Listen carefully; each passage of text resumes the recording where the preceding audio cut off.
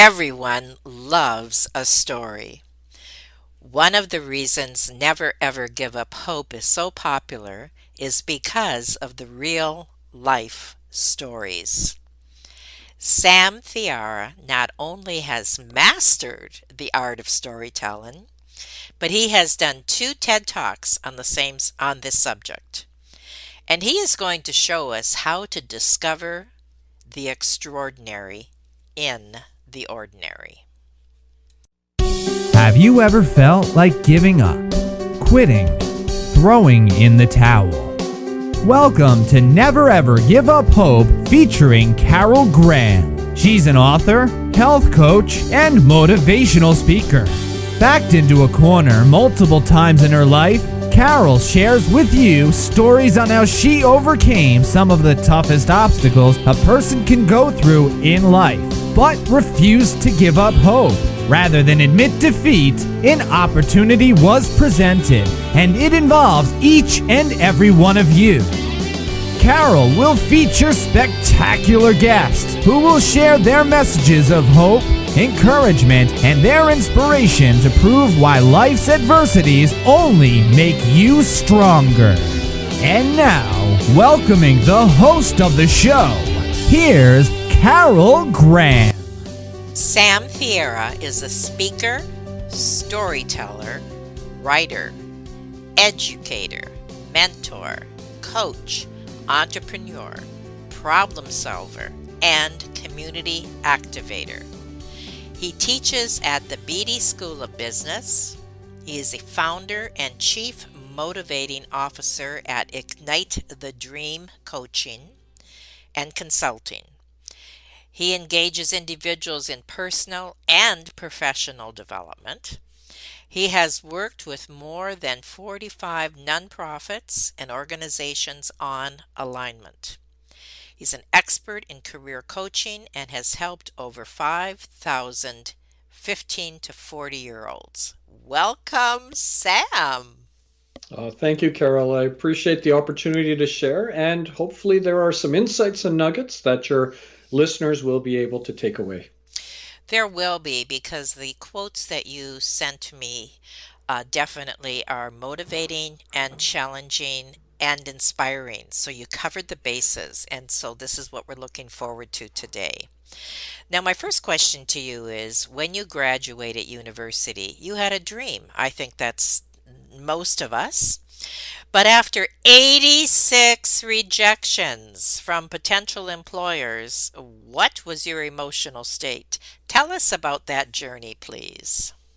And it certainly was a journey, because I think that we have, as you said, these dreams and these thoughts, and we graduate, for example, from a post-secondary institution, and yeah, there's this idea that, hey, I graduated with a degree in business and political science. Who's lucky to get me? Well, upon graduation, and I walked across the stage, and this virtual door slammed behind me after I crossed the stage, because everything familiar was behind me. And I sat down and I started thinking, okay, I'm going to start applying for jobs. And back then, you had to type or write letters and hand deliver them or pop them in the mail. So I did 12. And next thing you know, 2 weeks later, a letter arrived. It was from one of the companies. I opened it up and it said, sorry, we don't have a job for you. Good luck in your search. I was like, okay, not a problem. Hey, I've got 11 letters out there, but you know what? I'm going to send 3 more out today. So it seemed like it was the tide. The more letters I sent out, the more letters seemed to be coming back. And it turned out that there were 86 letters that I received, Wow. 86 Wow. rejections. And it suddenly shifted from who's lucky to get me to, am I lucky to get a job? And to your point on the emotional side of things, number one, I suddenly felt like I was not prepared at all. Because in this whole realm, you go forward with this idea of what it should be, sort of like what a movie plays out, and then there's those twists and turns. But I will also share that, every single letter eventually became a nail in my coffin of self-confidence. Say that again. Let- Every single rejection letter started to become a nail in my coffin of self confidence. I started losing my self confidence and this realization that number one, I was not prepared. Number two, that, in the midst of it all, you're just like, is this even going to materialize into something?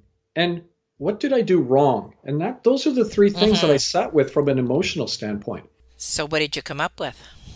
Well, my realization was, okay, I need to be better prepared. And what I always tell people is eventually I did get a job.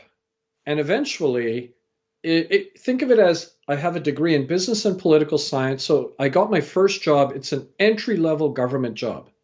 And that first job was being a janitor in a hospital, emptying rubbish bins and mopping floors. Yep, but it was a government job. But I've got my degree on my wall, and people who told me you wasted your time. You don't need a degree for this. But here's the thing, I actually learned three valuable lessons Mm. from being a janitor, and those lessons still carry me to who I am today. The first lesson, my father said, it doesn't matter what job you're doing, you have to do the best job possible because your Right. reputation is on the line. There was no floor cleaner than at the end of my shift, and there Hmm. was no rubbish bin left full. The second valuable lesson, there were times, not all the time, but there were times that I would get on an elevator with nurses, doctors, administrators, and I was ignored because we have nothing in Mhm. common. Mhm. I know what it feels like to be ignored. I know what it feels like to be shunned. And I dedicated myself to say, I will never treat people like that. And everybody has something to contribute. I'm willing to listen to that person. And the third valuable lesson is that I could have gone forward and looked at this as a negative situation, but I chose to say, what can I learn from what's been provided to me? What life lessons can I learn? And it dawned on me that in anything that we undertake, if we look at it from a much more self reflective piece, all of a sudden there's lessons to be learned in anything we do. So, it's about doing the best job possible, number one. Number two, make sure that you don't ignore people, talk to people. They have stories to share. And the third thing is, and no matter what you do, there are always these deep lessons that are present if you uncover them. And what's really interesting is I look at these 86 rejection letters because I still hold them, and it's actually the size of a brick, probably just as heavy as well. And I don't know why I kept the letters, but I reflect on those letters and I know there were two things. Number one, if one of those letters would have materialized, do you realize I would not be here with you today? That's Because my right. life would have, yep, I That's would have right. gone in a different trajectory. And equally, many of those companies that I applied for back then no longer exist.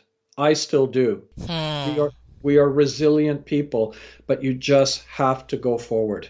This is so interesting because lessons number one and three are lessons my father taught me. Mhm. And lesson number two is something that I share wherever I go, and that is everyone has a story. Totally. And as you were talking, the thing that I just really hit me was we have a business, Mhm. and outside it's a brick and mortar business, and outside our business we've had a homeless man who Mhm. parked himself there for the last, I don't know, probably 10 years. Mm. He makes sure that no one comes during the night. He makes sure that the lights are off. He calls us if, Mm. something is askew. And we saw him go from a full-blown, on the ground alcoholic to completely, totally free of alcoholism and Mm. a real benefit to society. And you can't help but wonder, did we have an impact on his life? And so Mm. it just, we've had him over for dinner many times, and we love him like a brother Mm. or a son. So as you were talking, I couldn't Mm. help but relate and just wanted to share that because don't ever Mhm. underestimate anybody. And carry on with that if you would, please. Well, and I think that it's easy for us to judge. It's easy for us to bring our perspectives forward. And those things I don't carry with me when I sit down and talk to people. Now, think about, I teach at university and actually have a really great time. I share stories in it and whatnot. But every so often you'll get a student who, comes forward and say, on the one hand, if I was judgmental, I'd say they're just looking for excuses. But instead, what I do is through Hmm. conversation, through interactions, you realize that there are more things happening in this young person's life than what's on the surface. And rather Right. than applying my judgments to what, you're not having the capacity to do this, and yeah, everyone else is, but why are you not? I try to learn about their challenges, their difficulties, but also their successes. And it's just don't judge people. And it's about empathizing and offering that support and help, as you did, which is a beautiful story, and how this person's life has changed as a result. And oftentimes, what I've said is that, you know, we have a way to change the world, not Hmm. through not through our eyes, but we change the world through the eyes of the people we help. Because if you're present, that person sees the world differently. And Hmm. much like the person you just spoke about, you've changed the world. Now, maybe not necessarily through your eyes of changing the global perspective, but for that person, they see the world differently because of you and your husband's presence, and they now see the world differently. So you have changed the world. So share a couple stories with us, please. I had this one gentleman who I met. I was working on one of those nonprofits and helping people with helping they called it harvest project, giving a hand up, not a hand out. And these people were individuals who have struggled through employment or challenges. They're new immigrants, can't find work. And I remember that I met these two individuals, a husband and wife, and this was number 11 and 12 of the resumes out of 100 that I had worked on. And we met at a coffee shop, and when we met, the person said, our world has just collapsed because neither my wife and I are working. I have a 10-year-old daughter. We have a single bachelor unit, and she sleeps on the floor. I'm having a hard time providing for my family. Our world has just collapsed. We had a long conversation, and equally, I wound up doing the resume for them. But here's the thing, you never get to see them again. I just drop the resume off, they'll come and pick it up from the building, and you never see them again. Well, 5 years later, I Hmm. was working on another nonprofit, and from a distance, I see this gentleman, and I was like, wait, that looks like so and so. And he saw me and he comes running and he just came and gave me this big hug. And he just said, oh my gosh, I feel so bad. I should have reached out to you. I should have told you what had happened. He said, after you left, my wife and I sat in the coffee shop and we suddenly realized we were waiting for someone to rescue us. But what you shared with us is providing us the tools to rescue ourselves. Right. And he said, then we moved forward using that resume and we wound up getting this contract. And now he was bidding on another contract. And he said, everything has shifted and everything has changed. He said, we've moved. My daughter has her own room. She's doing well in school. He said, it captured these words that really connected it together for me. He said, Sam, our world has come back together again. Hmm. And it suddenly made me realize instead of trying to change the world through my eyes, because that's complicated, that's difficult, that's impossible because of so many factors, so many thoughts and ideas from other people that are counter to yours, it made me realize change the world through the eyes of the people that you help, because Hmm. that person no longer sees the world the way it was. And you don't want to change it to your perspectives, your ways. You don't want to impose. You Right. just want to be present to let them change the world for themselves. And but this is where I share a lot of how we go about doing this. And it also is this profound word of what I call impact, because I met with somebody about a year ago, 2 years ago, actually, and he was saying that I should get into politics. He says that you could make such a profound impact if you got involved in politics because of who you are, what you do, and all of the things around you. And I looked at him and I said, I think you and I have a different version of impact, because you can be in politics, and I respect anybody who puts their name on a ballot, because you will make an impact, but it's a very light impact for the general population. And I said, impact to me is the one-on-one that I have while I sit down with somebody, and that meaningful time when I'm present and listening to who they are, what their hopes and dreams are, and supporting them. And I believe in the impact that I can create is that one-on-one, because then you see where they go on in life. So yes, there is the impact that's more general in nature, but I really do like that one-on-one. That's so interesting that you say that because I get this lecture regularly from my husband. Mhm, Although I want to impact the mhm, world, mhm. he constantly reminds me just one, just one. And as we do the just ones, that's where the fulfillment comes, Yep. the gratification, the Yes. excitement, because you know how you impacted that one person. So, oh, thank you so much. Have you heard of the starfish story? Share it. The starfish story is that this person was on a beach and the tide had gone out, and there literally were thousands of these starfish that were just drying up in the sun. And this one gentleman, well, there was a gentleman walking along the beach and saw all these starfish, and it just was too much. And he sees a person in the distance picking up starfish and throwing it in the water, picking up one, throwing it in the water. And as they approached, the guy said, "Look, there are literally thousands of these starfish here, and you're just picking up one at a time, and you possibly can't make a difference." Well, the gentleman bent down, picked up a starfish, threw it in the water, and said, "Well, it made a big difference to that one." Wow. And that's the starfish story. And really, I think what it sounds like is, you and I are both are picking up these starfishes and putting them back in the water, and trying to be present and helping out wherever it's possible, and realizing you may not change the world, but you are changing other people's worlds for and but not in your perspective, but you are changing world. And the story is endless. Mhm. It just goes on. I mean, because that one person, it's like the pay it forward. You remember Yes. that from years ago? Same kind of thing. That one person makes such an impact.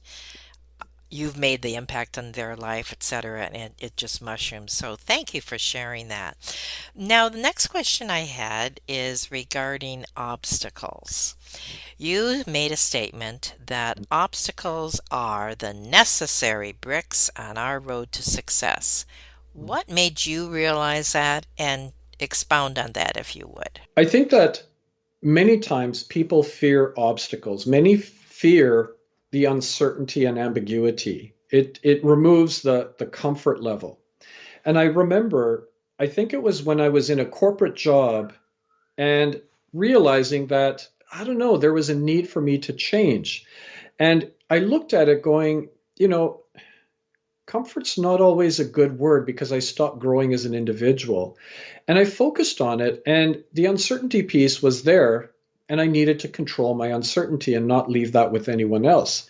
But obstacles are the necessary bricks on a road to success, means that instead of fearing the obstacles, embrace them, because in order to succeed, you must be able to observe and see these obstacles, because they're the ones that provide you even more learning experiences over your successes. Because anytime you encounter an obstacle, it gets you to think, how can I move forward? How do I solve this problem? And even if, let's say, that you stumble or tumble, hey, you get back up, you dust yourself off, you learn from the experience, and you move even stronger. So, for example, my son, he at the time, I think he was like around 10, and he wanted to learn how to play chess. I brought out the chess set, told him about all the pieces and the maneuvers and everything, and I deliberately let him win. And he was excited and ecstatic. This is an exciting game, an excellent game. Mm-hmm. I really enjoy it. Well, then I amped up the heat a little bit. And the next game, pretty much took the game over and I beat him. And he was like, I never want to play this game again. I hate this game. And I shared with him, I said, okay, this is a demonstration that obstacles are the necessary bricks on your road to success. Because by beating you, what did you learn besides the fact that you now hate this game? What did you learn? And he was like, well, the fact is that, you sometimes have to realize that things aren't going to run perfectly, that I need to then adapt and accept that these things are going to help me as I move forward. And the same even applies to his basketball. He's really talented in basketball. But if he's playing a game and he suddenly has a bad game, he internalizes it. And, I remember, he's 13 now, and they had to play against 14-year-olds. And he, at the end of the game, he sort of basically threw his towel down and he said, that was terrible. They shouldn't have 14-year-olds playing against 13-year-olds. We got destroyed. And I said, okay, if you were playing against 12-year-olds or 11-year-olds, would that have been better? He says, absolutely. I said, okay, but would that have helped your skill development or just your showboating? Mm-hmm. And I said, would you gain skills by playing against 11-year-olds? And he said, well, not really. I said, those 14-year-olds are putting pressure and challenges. And as a result of this, you're having to now maneuver, you're having to pivot, you're having to play a different game against these taller people. And I said, this Mm-hmm. is a real life example of the obstacles. You need to embrace it and don't fear it. And in fact, the obstacles are going to provide you the even greater lessons to make you into a more solid, better player. He was like, okay, I get it. I got it and I get it. And as a result, he now doesn't fear that. Going back to what you said, in the past, in the beginning, I'm not going to mislead your audience. I mean, I used to be in that realm where obstacles hit and you're like, why is it so difficult? Why is it so complicated? Why can't things just be much easier? But eventually, and it was really interesting because I found that I did a switch it's almost like a switch flicked because that's what I used to be like when it was what. In other words, I think we're always focused and guided on what we do or what we are doing for our living or what we're studying. But as soon as I flicked the switch to who am I, it suddenly allowed me to say the obstacles are actually those components that make up who I am and that they need to be balanced with the positives and the opportunities, but equally, the obstacles help to make me who I am, and it reinforces the strength of who I am. Wow. There's about 100 questions in there. But what we're going to do is we're going to take a short 15-second break. And when we come back, I want you to share what we can and cannot control. We'll be right back. Carol Graham would like to show you the path from misery to miraculous triumph in her fast-paced memoir, Battered Hope. She relates her determination to succeed as someone who experienced one horrendous nightmare after another. Gang raped and left for dead, loss of a child, husband falsely imprisoned, and cancer. Nothing could break her tenacity or faith. No matter what you face, heartache, loss, suffering, or injustice, Carol will illustrate how she became a victor the same way you can. The secret is to never, ever give up hope. Order your copy at Amazon or batteredhope.blogspot.com. So let's talk about what we can and cannot control. You I think this leads right from you Mhm. last sharing about obstacles, and I loved what you said, and I'm taking notes like crazy as I trust the audiences as well. Share with us what we can and cannot control, and possibly the delusion that may Mhm. come with that. Right. Well, situations emerge, and oftentimes we look at them, and all of a sudden it controls the way we act and react. For example, I live in Vancouver, and yeah, we get a lot of rain here in Vancouver. Do you know what? No matter how great I am, there's one thing I cannot control, and that's the weather. But one thing I can control is how I react to the rain. So, hey, it means I will go out in my, gumboots and a rain jacket and embrace what's provided to me. I mean, right now in Vancouver or in British Columbia, we have a tremendous amount of wildfires. This is where my mind says, okay, where's the rain Hmm. Hmm. that so many people don't want? We need it desperately now. But equally at the same time, it's about, those situations that emerge. I mean, for example, right now, both my parents are quite elderly, quite dependent upon care, home care, and I'm there on a many different levels. I'm there, you know, both physically as well as mentally for them as well. Taking my boys, and oftentimes that's the best medicine is when they see their grandkids, and so they've got their needs, and they're always saying we just need this, we need that, and I can step in. But the other part is I only have one sibling, and he's a 60-year-old individual, and he's in the advanced stages of Alzheimer's. I'm just 2 years younger than him. We grew up together, and this has penetrated our family. So I've got elderly parents, and I've got a brother who's got Alzheimer's, and his wife and daughter look after him as well as the caregivers. But think of it this way: I am pulled into this vortex of people who are going through very challenging times.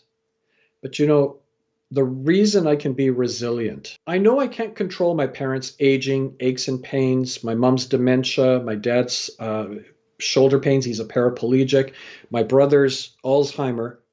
But what I can do is control how I react to this situation, be present. Hmm. So when I go and visit my parents, my mom will say, "Oh, where are the boys?" And I'll say, "Well, they're in school today." 5 minutes, not even 5 minutes, she'll say, "Oh, where are the boys?" Hmm. And I don't reply back with, "Didn't I just tell you they're in school?" Good point. Instead, I just say, "Oh, they're in school. I'll bring them sometime in the evening." "Oh, okay." And sure enough, 3 minutes later, "Oh, where are the boys?" So, I control how I'm going to react to the situation. I know you become more self-aware that she's not saying it, to be anything else but just the fact that she's got a bit of dementia. That's So right. I control how I'm going to react to the situation. Another quick example I'll share is one of the jobs that I had, one of the most amazing jobs I've had in the past is I got to work on the Vancouver Olympic Bid Committee. In other words, to get the Olympic Games to Vancouver. And it was one of the most exciting projects that I've ever had the opportunity to work on. And with such a core group of people, and many of them I'm still connected to. And I just remember that as a community consultation manager, my job was to share what the games were going to be about, to gain this excitement, interest, but also those who were opposed, to share with them why this was really important. And I remember that there was people who were opposed to the Olympics, and fair enough, they all had different reasons, and I respected what they were saying. And I just remember this one instance. We were at a forum of those who were for the Olympics, those against, and those who were working on the Olympic bid. And I just remember there was this one gentleman who was right nearby me. And I just sort of looked at him. He looked at me, and I stuck my hand out and I said, "Oh, did you want to join our table?" Because it was a forum to have different people. And he looked at me and he said, "Oh," and he just before he put his hand out, I said, "And my name's Sam. I work on the Olympic Bid Committee." And he suddenly pulled his hand away Oh no. and he said, "You are evil." And he Oh. suddenly started swearing at me in front of everybody, just going on, but using very foul language and how terrible of a person I was. And, and the person who was with me, who we did a lot of our open houses together, started getting really agitated. And what I did was I literally put my hand to my side and out to stop him from saying anything.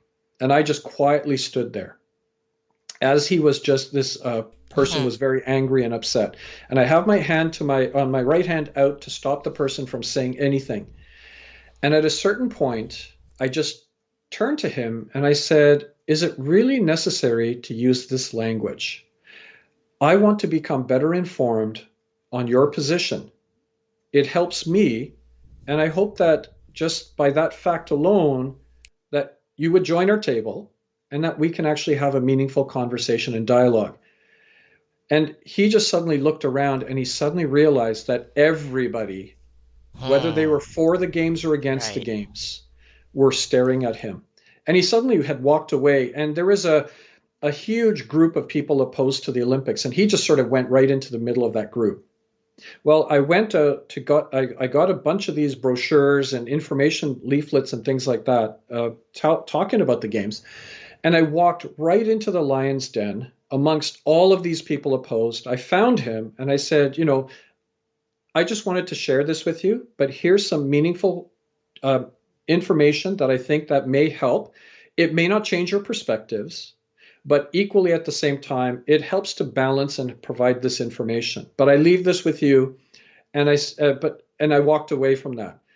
But here's the thing: he was looking for a reaction, something Right. that, and Exactly. and he wanted a reaction that justified his action, and I pulled that away from him because I controlled how I'm going to react to the situation, as opposed to just saying, "What do you mean?" Then I could have easily gone in and say, "You guys have no idea, and this is what it's about," and all of that, and we would be going back and forth. But this is where you disable that from an individual because you control the situation as opposed to letting someone else control it. I don't think anybody could have said that better. No, I'm serious. I mean, you capsulized in everything in that statement, and our reaction is so important. And I thank you, thank you, thank you for that. What do you suggest to Mhm. people who have a difficulty in this area? Sure. Anger, of course, being one of them, Right. and what they can do to change how they react. I'm going to share with you an acronym that I came up with, and I think it's very timely, especially with COVID and how we're slowly emerging, because this acronym I share has a lot to do with what we're just talking about. And I said, right now, there is a huge need for us to care. And what CARE stands for is collaboration, adaptability, resilience, and empathy. Collaboration is a need for us to realize you're not in this by yourself. We need to work together. Look at the resources and who you are as an individual. What can you support other people with? But also, what can other people support you with? Adaptability is this idea that we're going through a challenging time, but we've always gone through challenging times. How have you been adaptable? How were you doing things pre COVID, during COVID, after COVID? Or how are you going to do things? Adaptability is this need for us to realize that, you know, being flexible is actually going to be very critical in how we move forward. Resilience taps directly into what we've just talked about, is this idea that this isn't over today or tomorrow, next month. This is a marathon that we're on. How do you build this resilience into your life? And this is where some of that control comes in, to say, make that statement to say, I know this is not over today or tomorrow. How do I make this into a marathon and go through it in the best possible light? And the last one, I think, is one of the most important things: empathy, showing care and compassion to the people around you. So, if you are put in a situation that makes you uncomfortable or difficult, again, empathy says, why is this person acting this way or reacting this way? Maybe something's wrong in their life. Maybe there's something that they've encountered. They may not be willing to share it, but empathy is just that understanding piece. And that I think care concept helps you to have a little bit more control because you're laying in front of you this foundation of collaboration, adaptability, resilience, and empathy. And, that's how it's going to help us emerge. And the fact that you might be able to have a bit more control on how you act and react. I want you to send that to me. I want to share that Mhm. with our audience. So we will Sure. definitely have that on your show notes. I think it's something that you just said Mhm. all need to apply this. And I thank you. We're running close to timeline here, and I need you to tell us about your two books, please. Sure. Well, the first book emerged out of my first TEDx on personal storytelling. It's helping people realize and tell their stories. I mean, we're all living stories, but people are afraid to share. And my first TEDx speech was about this concept of CARPE. As you can see, I love acronyms, but CARPE, curiosity, appreciation, reflection, perspective, and experience. And again, you can always tap into my TEDx speech on that, and you'll get the whole emphasis about that. And the second book was about my journey to India for the very first time. I was born in England, raised in Canada. My parents come from Fiji Islands, and my grandfathers both came from India.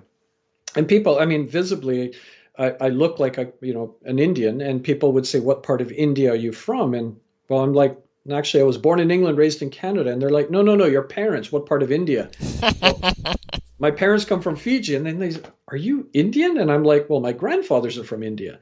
So all I had, and it was more of a need to do this journey. All I Mhm. had was a faded photograph, very little information, and going to India for the very first time, where I was a foreigner going to a land that shouldn't be foreign to me. Right. So I wrote this book called Lost and Found: Seeking the Past and Finding Myself. So seeking the past was my search for the ancestral roots.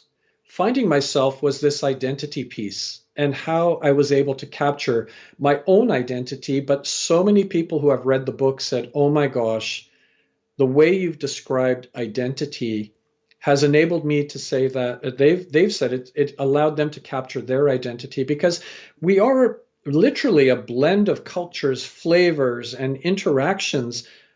And that's what the book really resigns. It talks about, you know, finding this ancestral roots and finding oneself as well. Those are the two books. I so appreciate what you shared today. There are so many notes that I took, even for myself personally, and I'm sure the audience is going to love to not just listen to what you have to share once, but we need to listen to this twice.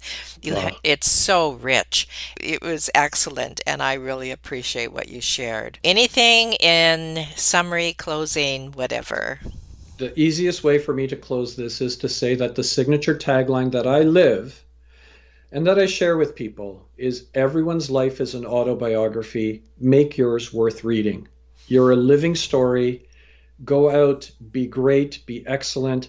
The obstacles are all part of this journey, but you're a living story that needs to be shared. We are going to say goodbye and thank you again for being on Never Ever Give Up Hope. Thank you for listening to Never Ever Give Up Hope, featuring Carol Graham. Did you know that most people succeed because they are determined to? Quitting was never an option. Carol loves your comments and will respond to each one. So please subscribe and review this podcast. A rating of 5 stars would be outstanding and appreciated. Remember, if you are still here, there is always hope.